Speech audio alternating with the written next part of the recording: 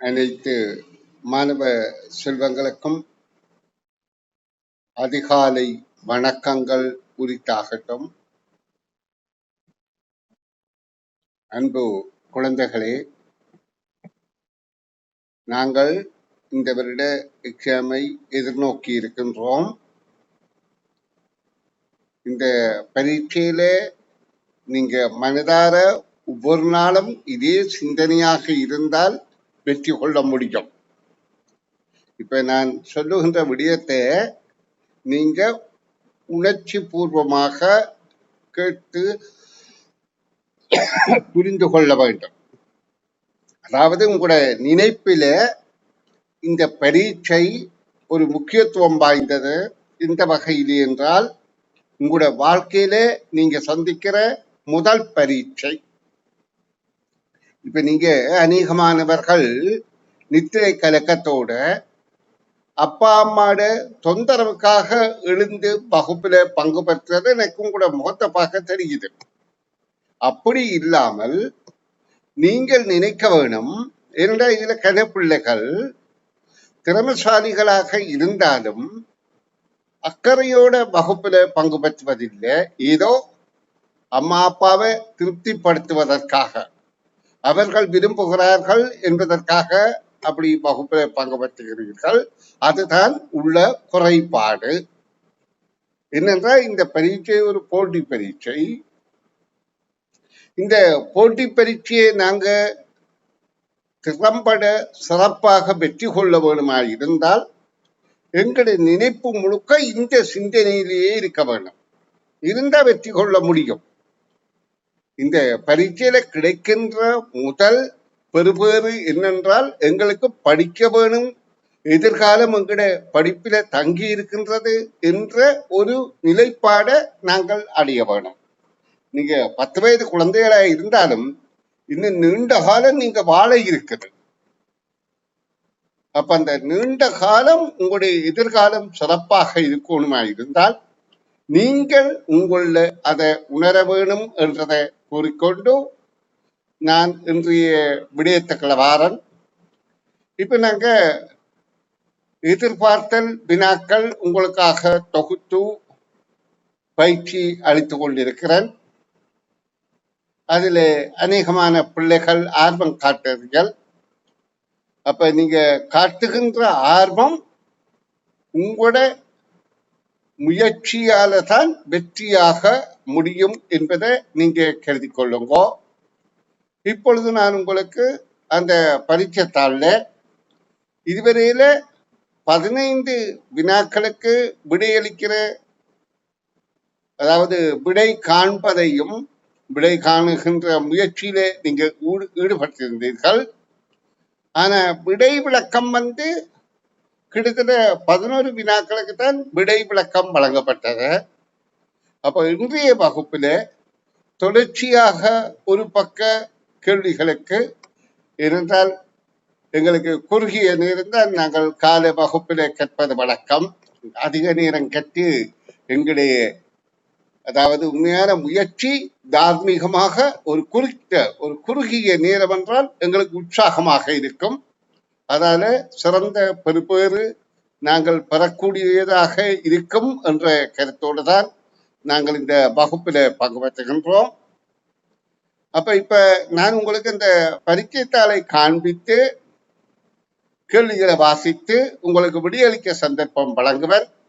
அந்த நேரத்துக்கு நீங்க ஒரு கடிதாசி எடுத்து வைத்து அந்த கேள்விகளை வாசித்து விடை அளித்து பின்பு நான் விடைகளை கூறுகின்ற போது உங்களுக்கு எத்தனை விடை சரியாக இருக்கின்றதோ அதை கொண்டு உங்களுடைய திறமைகளை இனங்காண வேண்டும் என நான் விரும்புகிறேன். அப்ப நான் இப்பொழுது உங்களுக்கு அந்த பயிற்சித்தாளை காண்பித்து, அதாவது 15வது வினாவுக்கு பிற்பாடாக உள்ள 16, 17, 18 போன்ற வினாக்களை உங்களை கொண்டு விடைகாண் விளக்கம் அணுக விரும்புகிறேன். அப்ப நீங்கள் அதுல பங்கு பற்றி சிறந்த உங்களுடைய திறமையை வெளிக்காட்டுங்கோ என கூறிக்கொண்டு இப்பொழுது நான் 16வது வினாவை வாசிக்கின்ற போது நீங்கள் அதை புரிந்து எது பொருத்தமான விடை என தெரிவு செய்யுங்கோ. இதுல சரியான விடை மட்டும்தான் இலக்கம் போட்டிருக்கிறான். பிழையான விடைய தெரிவு செய்வதற்கு சந்தர்ப்பம் இல்லாமல் போகின்றது. பரவாயில்லை, அது உங்களுக்கு ஒரு சலுகையாக இருக்கட்டும். சரி, பரவாயில்லை. 16வது வினா. ஏ என்பவர் ஒரு வேலையை செய்யும் வேகத்தின் இருமடங்கு வேகத்தில் பி என்பவர் அவ்வேலையை செய்வார். ஏயும் பியும் இணைந்து ஒரு வீட்டின் கூலியை 12 நாட்களில் செய்து முடித்தார்கள். அவ்வேலையை பி என்பவர் மட்டும் எத்தனை நாட்களில் செய்து முடிப்பார் என்பது கேள்வி. இந்த கேள்விக்கு நீங்கள் விடை, சரியான விடை மட்டும்தான் இங்கே தரப்பட்டிருக்கிறதால நீங்கள் விடை காணும் முயற்சியில் ஈடுபட வேண்டாம். அதற்கான விளக்கத்தை பிறகு எனக்கு சொன்னால் போதுமானது. அப்ப நான் அடுத்த வினாவுக்கு நுழைகின்றேன். கவனிங்கோ. இதுல 3 வகையான முக்கோண கோட்டு வடிவங்கள் தரப்பட்டிருக்கிறது. 17வது வினா. ஏபிசி எனும் 3 வழிப்பாதைகளில் எறும்பு ஊர்ந்து சென்றது. ஒன்றில் மட்டும் அது முதல் ஊர்ந்து சென்ற பாதையில் மீளவும் செல்ல வேண்டி இருந்தது. அது இது. அதாவது இந்த வினாவின் தாற்பயம் என்னென்றால், ஒரு ஆரம்பித்த இடத்துக்கே எறும்பு திரும்பி அதே இடத்துக்கு வர வேணும். எல்லா பாதைகளிலும் சென்றிருக்க வேண்டும். சென்ற பாதையில் மீளச் செல்லாமல் வரக்கூடிய பாதைகள் இத்தனை. சென்ற பாதையில் மீளச் சென்றால்தான் ஆரம்பித்த இடத்துக்கு வரக்கூடிய பாதையைத்தான் நாங்கள் இனங்காண வேண்டும். இது அரச பரீட்சையிலும் இதே போன்ற வினா கேட்கப்பட்டது. அப்ப இந்த வினாவுக்கு நீங்கள் ஏபிசி என்ற 3ல் ஒன்றை தெரிவு செய்யணும். தெரிவு செய்யுங்கோ பிள்ளைகள்.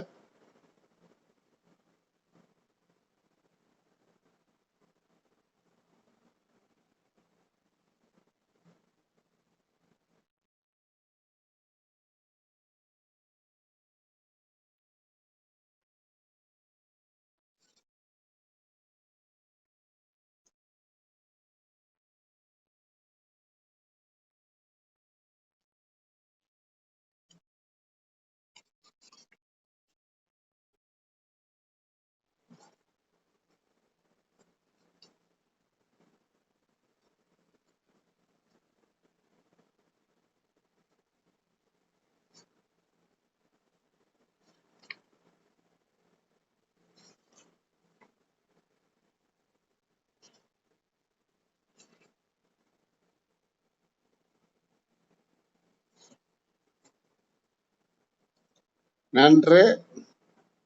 அடுத்த வினாவை பார்வையிடுவோம்.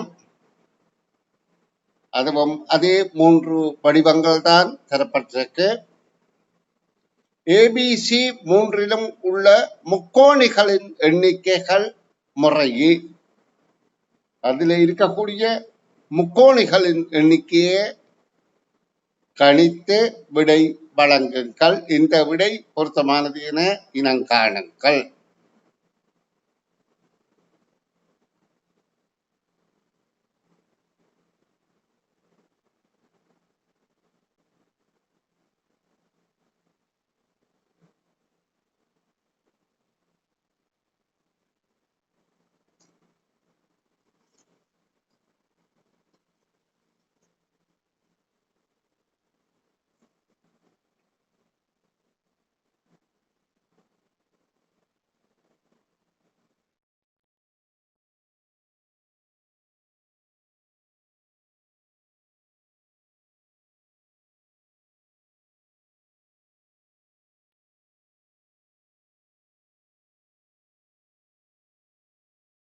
இனி நாங்கள் அடுத்த வினாவை பார்வையிடுவோம். 19வது வினா. ஒரு கடிகாரத்தில் நண்பகல் 12 மணிக்கு மணிமுள்ளும் நிமிடமுள்ளும் ஒன்றையொன்று சந்தித்தபடி இருக்கும். அதற்கு பின் அவ்விரு முட்களும் முதலாவது தடவையாகவும் மூன்றாவது தடவையாகவும் ஒன்றையொன்று சந்திக்கும் நேரங்கள் யாவை என்பது வினா.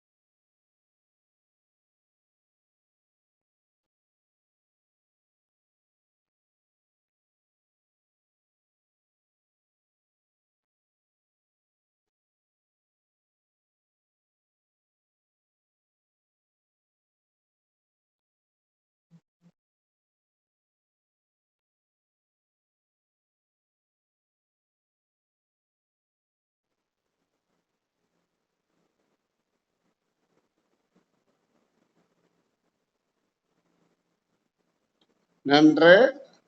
நாங்கள் அடுத்த 20வது வினாவுக்கு விடையளிக்கும் முயற்சியில் ஈடுபடுவோம்.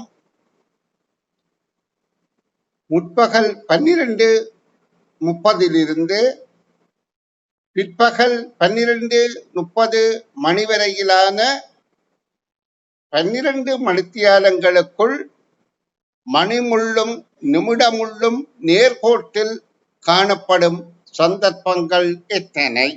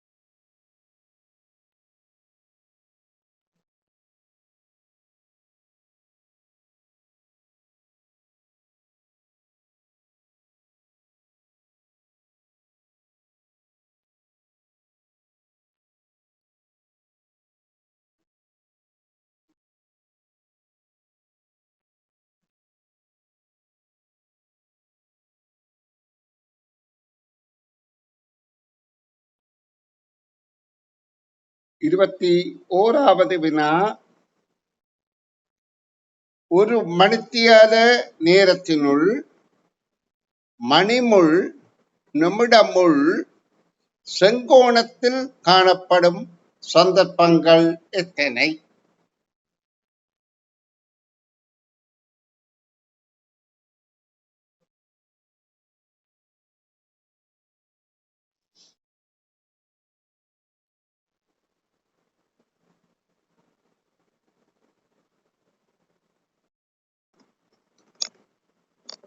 இதுல நாங்க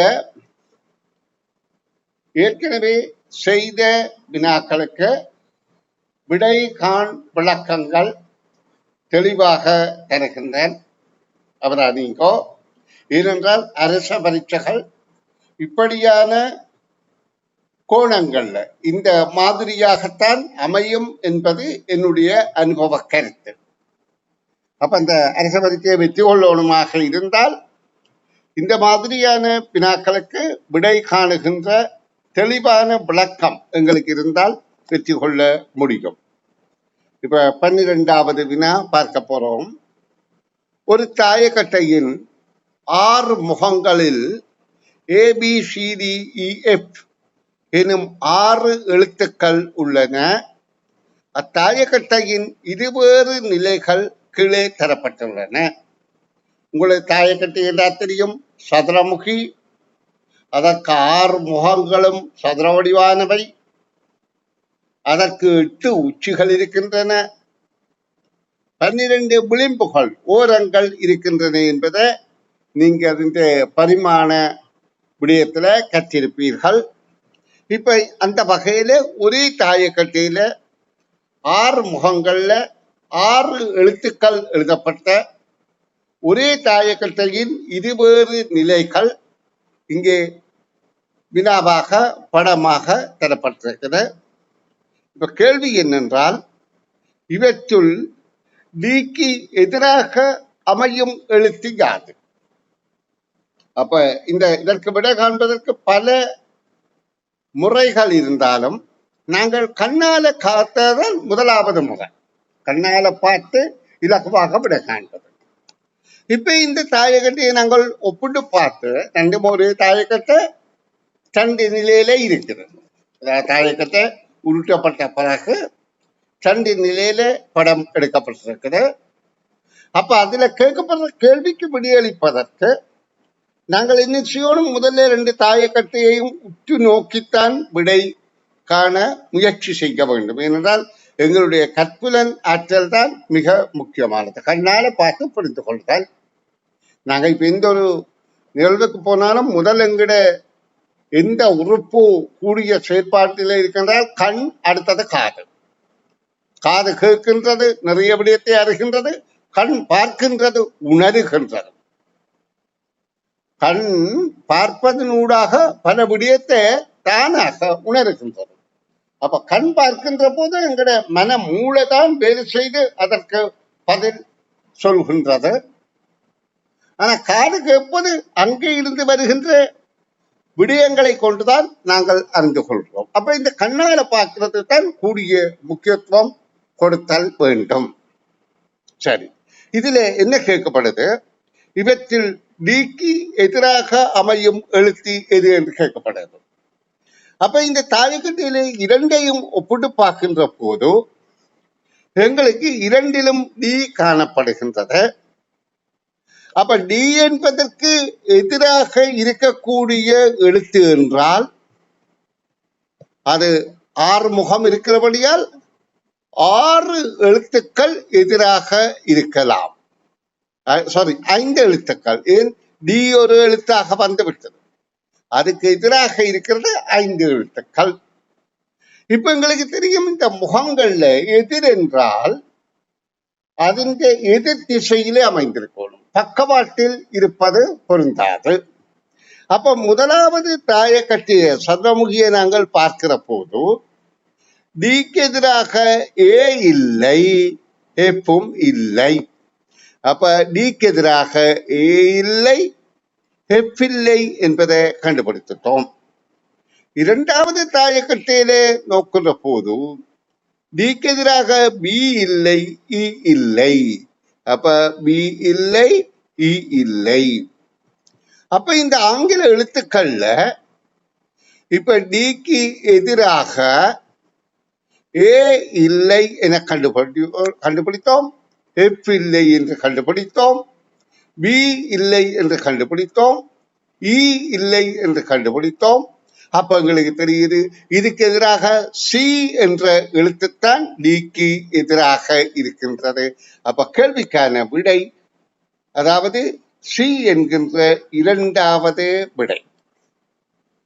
இப்ப மாணவ செல்வங்களுக்கு நான் கூறக்கூடியது என்றால், இந்த அநேகமான வினாக்களுக்கு கண்களால பார்த்து விடையளிக்கிற முயற்சியில நீங்க ஈடுபட வேண்டும் என நான் எதிர்பார்க்கின்றேன். இனி நாங்கள் அடுத்த வினாவுக்கு விடைகாண் விளக்கத்தில் நுழைவோம். இப்பொழுது 13வது வினாவை பார்வையிடுங்கோ. சரியான வாக்கியம் இது. இதுல 3 வாக்கியங்கள் இருக்கு. அதுல சரியாக எடுத்து கூட்டப்பட்டு சொற்கள் அமைந்த வாக்கியம் இது என்று கேட்கப்படுகிறது. சரி என்றால் அதுக்கு எதிராக பிழை. ஒரு வாக்கியம் பிழையாக அமையணும் என்றால் 3 தவறுகள் இருக்கலாம். எழுத்து பிழை, கருத்து பிழை, சொல்லிலக்கண பிழை. அப்ப இங்க எழுத்து பிழையா, கருத்து பிழையா, சொல்லிலக்கண பிழையா இருக்கின்றது என்று பார்த்தால் எழுத்து பிழை இருக்கின்றது. அப்ப 2 வாக்கியத்துல எழுத்துக்கள்ல ஏதோ தவறு இருக்கின்றது, ஒரு வாக்கியம் எழுத்துக்கள் தவறில்லாமல் அமைந்துள்ளது. அப்ப நாங்கள் அதை கண்டுபிடிக்கணும்.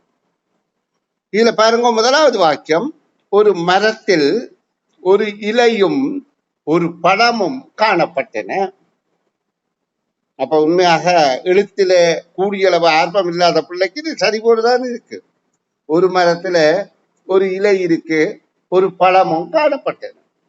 அங்க ஒரு எழுத்தும் தவறாக இல்லை அந்த பிள்ளையை பொறுத்தவரையில். அடுத்ததுல ஓர் மரத்தில் ஓர் இலையும் ஒரு பழமும் காணப்பட்டன. அதுல ஓர் என்பது ஒன்றைத்தானே குறிக்குது. அப்ப அதையும் சரி போலதான் இருக்குது. அப்ப அடுத்த மூன்றாவதுல ஒரு மரத்தில் ஓர் இலையும் ஒரு பழமும் காணப்பட்டன. இப்ப நாங்க இதுல கேட்க வேண்டிய விடயம் என்னென்றால், ஓர் என்பதும் ஒரு என்பதும், அதாவது ஒரே கருத்தை தருகின்ற இரு சொற்கள். ஓர் என்றாலும் ஒன்றுதான், ஒரு என்றாலும் ஒன்றுதான்.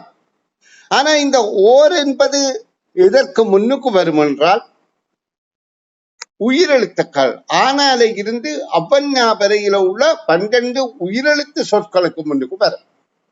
உயிரெழுத்திலே ஆரம்பிக்கிற சொற்களுக்கு முதல் அம்மா, ஆடு, இலை, ஈட்டி, உரல், ஊஞ்சல் போன்ற நாங்கள் பாடல் வகுப்பில படித்தோமே, உயிரெழுத்து 12க்கும் 12 உயிரெழுத்த முதலா கொண்ட சொற்கள் படித்தோமே, அந்த மாதிரி சொற்களுக்கு முன்னாலே ஓர் என்பது வரும். அதே ஓர் என்பதன் கருத்து ஒன்றுதான். ஏனைய சொற்களுக்கு, ஏனைய சொற்கள் என்றால் அநேகமான சொற்கள் உயிர் மெய் எழுத்துக்களை முதல் எழுத்தாக கொண்டது. ஏனென்றால் மெய்யெழுத்த முதல் எழுத்தாக கொண்ட சொற்களே தமிழ்ல இல்லை எனத்தான் நாங்கள் கற்றுக்கொள்கிறோம். அதாவது மெய்யெழுத்து என்பது குற்றுள்ள எழுத்து. இந்த குற்றுள்ள எழுத்து முதல் எழுத்தாக வரும் சொற்கள் தமிழ்ல இல்லை என கற்றுக்கொண்டு, அப்போ உயிர்மெய் எழுத்துக்களுக்கு முன்னால்தான் ஒரு வரும், உயிரெழுத்துக்கு முன்னாலே ஓர் வரும். அப்ப இந்த வாக்கியத்தில் நாங்கள் பார்த்தால் இலை என்பது உயிரெழுத்து, அப்ப அதுக்கு முன்னுக்கு ஓர் தான் பெற வேண்டும். அப்ப இந்த வாக்கியம் ஒன்றுதான் சரியான வாக்கியம். இது தவறு. ஏன்? இதுல ஓர் என்று வர வேணும், ஓர் இலையும். இதுவும் தவறு. இதுல ஓர் என வர வேணும். இதுகள் சரி, ஆனா இது தவறு. ஏன்? இதுல ஒரு என்று வர வேண்டும். அப்ப இந்த 2 வாக்கியங்களும் தவறு. ஏன்? இதுல ஓர் வரவில்லை, இதுல ஓர் வரவில்லை, இதுல ஒரு வரவில்லை. அப்ப மூன்றாவது வாக்கியம்தான் பொருத்தமானது. நன்றாக புரிந்து கொள்ளுங்கோ. இனி நாங்கள் இந்த பக்கத்தின் அடுத்த வினாவை பார்வையிடுவோம். 14வது வினா, அமலன் 3 தினங்களில் செய்யும் வேலையை விமலன் 6 தினங்களில் செய்வான். இருவரும் இணைந்து அவ்வேலையை செய்தால் எத்தனை நாட்களில் வேலை முடிவடையும்? இதெல்லாம் சின்ன இலகுவான கேள்விகள், புரிந்து கொள்வதுதான் முக்கியம். அமலன் 3 தினங்கள்ல செய்கிற வேலையை, அப்ப ஒரு வேலைய அமலன் 3 தினத்துல செய்வான். அதே வேலைய விமலன் 6 நாட்கள்ல செய்வான். அப்ப யார் சோம்பேறி? விமலன். யார் உற்சாகம் உள்ளவன்? அமலன். இப்ப கேள்வி என்ன?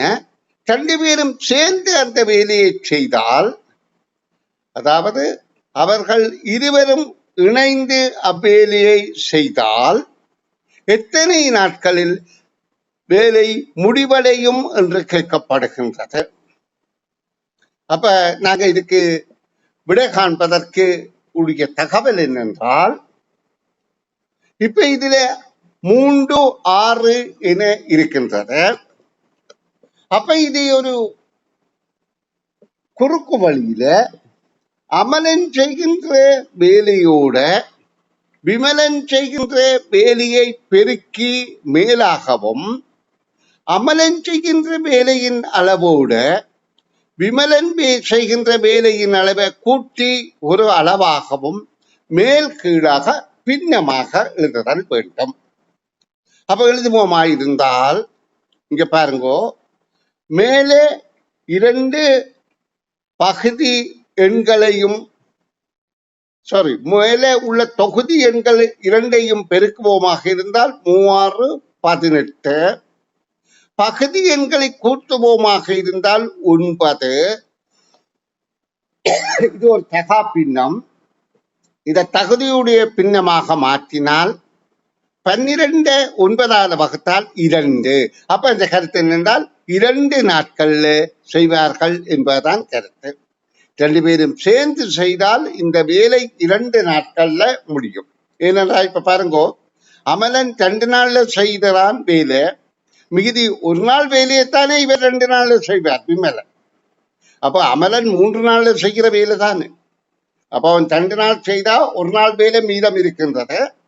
அதனை 2 மடங்கு குறைவாக செய்கிற விமலன் அந்த 2 நாள்ல அமலன் ஒரு நாள்ல செய்த வேலையை விமலன் 2 நாள்ல செய்வான். அப்ப விடை 2.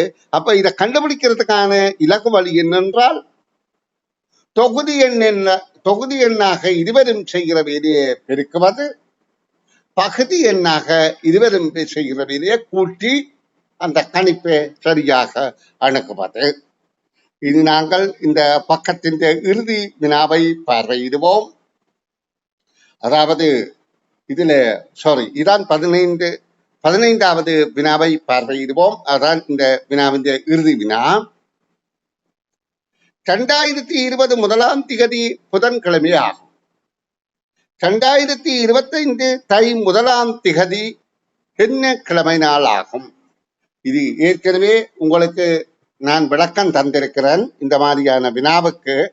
ஏனென்றால் இவ்வகையிலெல்லாம் வினாக்கள் அமையலாம் என்பதை நாங்கள் எதிர்கொண்டுதான் பரீட்சையை அணுக வேண்டும். இப்ப 2020 என்பது ஒரு லீப் வருடம். அப்ப அதில் எங்களுக்கு தெரியும், தை 1ஆம் திகதி புதன்கிழமையாக இருந்தால் ஜனவரி 1 அதாவது புதன்கிழமையாக இருந்தால் இறுதி நாள், அந்த வருடத்தின் இறுதி நாள் டிசம்பர் 31ஆம் திகதி, அந்த வருஷத்தின் டிசம்பர் 31ஆம் திகதி 2 மீதி இருக்கின்றபடியா. ஏன் லீப் வருடத்துல 366 நாட்கள் இருக்கின்றது. அதை 7ஆல வகுக்கின்ற போது 52 வாரங்களும் 2 மீதி இருக்கின்றபடியால் அந்த புதன்கிழமையில் ஆரம்பிக்கப்பட்ட 2020ஆம் ஆண்டின் ஜனவரி 1ஆம் தேதி புதன்கிழமையாக இருந்தால் இறுதி நாள் புதனாக இருக்காது, வியாழனாக இருக்கும். அப்ப அந்த ஒன்றுல தான் இந்த லீப் வருடத்துல 2020 டிசம்பர் 31ஆம் திகதி வியாழக்கிழமையாக இருந்தால் இது புதன்கிழமையின தரப்பட்டிருக்கிறது. 2021 ஜனவரி 1ஆம் திகதி அடுத்த நாளாக வெள்ளியாக இருக்கும். மற்றதெல்லாம் முதல் வருடம், அடுத்த வருடம், அடுத்தடுத்த நாட்களாக இருக்கும். இங்க பாருங்க, அடுத்ததை காற்று 2022 இது சாதாரண வருடம் 2021. அப்ப அடுத்த நாள் சனியாக இருக்கும். 2023 22 சாதாரண வருடம். அப்ப அடுத்த நாள் ஞாயிறாக இருக்கும். 2024 இது லீப் வருடமாக இருந்தாலும் நாங்கள் இப்ப ஜனவரி 1 தானே கருதுறோம். அப்ப அது திங்கட்கிழமையாகத்தான் இருக்கும், ஜனவரி 1. ஆனா அடுத்தது 2025 அந்த 24 ஒரு நாள் கூடுதலாக இருக்கிறது என்ற தாக்கம் இருக்கின்றது. அப்ப அது செவ்வாய் தாண்டி புதன்கிழமையாக இருக்கும். அப்ப கேள்விக்கான விடை புதன் என்பதை கிரகித்துக் கொள்ளுங்கள்.